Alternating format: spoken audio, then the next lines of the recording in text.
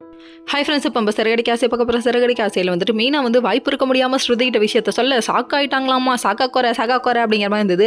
அதுக்கப்புறம் இவங்களே வாய்ப்பு இருக்க முடியாமல் இந்த விஷயத்த சொல்ல இவங்க யாருக்கிட்டையும் சொல்ல வேணாம்னு சொன்னதை இவங்க போய் ரவிக்கிட்ட சொல்கிறாங்க. ரவிக்கிட்ட சொன்னதுக்கப்புறமா ரவி வந்துட்டு அவ்வளோ ஷாக் ஆகிட்டாரு. ஷாக் ஆனதுக்கப்புறம் இல்லை இது எப்படி இருக்க முடியும், மீனா சொன்னது கண்டிப்பாக உண்மையாக தான் இருக்கும் அப்படின்னு சொல்லிட்டாங்க. நீ யார்ட்டையும் சொல்லாதேன்னு இவங்க ஒரு விஷயத்த சொல்ல இவங்க வந்து அப்படியே பூகமாக கிளம்பி போய் முத்துக்கிட்ட சொல்கிறாங்க.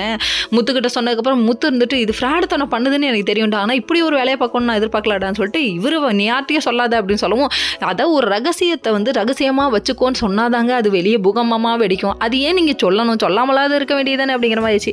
அது இவங்க போய் அவங்க அப்பாட்ட சொல்ல அவங்க அப்பா வந்து அவங்க அம்மாட்ட சொல்ல என்னடா இது ஒரு காலச்சக்கரம் மாதிரி சுற்றி சுற்றி வருதேடா அப்படிங்கிற மாதிரி இருக்குது. என்னடா அது கண்ணாமூச்சி ஆடுறீங்க, யார் யார் எங்கே இருக்கீங்க கிளம்பி வாங்கடா அப்படிம்பாங்களே. அதாவது முத்து மூவியில் சொல்லுவாங்களே யாருக்கு யாருடா தீபாவளி பரிசு கொடுக்கறது, வெளியே வாங்கடா சொல்லிட்டு சுடுவாங்களே, அதே மாதிரி இவங்களையும் பார்த்து சொல்ல தோணுதுங்க. இதெல்லாம் ஒரு பக்கம் இருக்குது. அதுக்கப்புறம் வந்துட்டு காஞ்சோரியன் ரேஞ்சுக்கு விஜயா மாதிரி நீ யாரு, இதுக்கு முன்னாடி எங்கே இருந்த, பாட்சா பையா எந்த இடத்துல வேலை செஞ்சு அப்படின்னு சொல்லிட்டு ஊருப்பட்ட கேள்வி.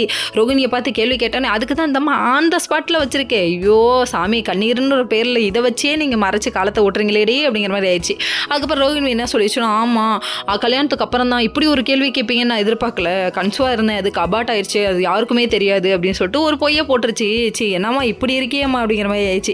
இதை நீ சமாளிச்சுட்டு, ஆனால் இதுக்கப்புறம் வரப்போகிற பிரச்சனையை எப்படி தான் சமாளிக்க போறியே தெரில. இந்த பொண்ணோட உண்மை மட்டும்தாங்க கடைசி வரையும் வெளியே வரல. இது ஒன்றை வச்சு உருட்டுன்னு உருட்டுறீங்களேடாப்பா சாமி அப்படிங்கிற மாதிரி இருக்குது.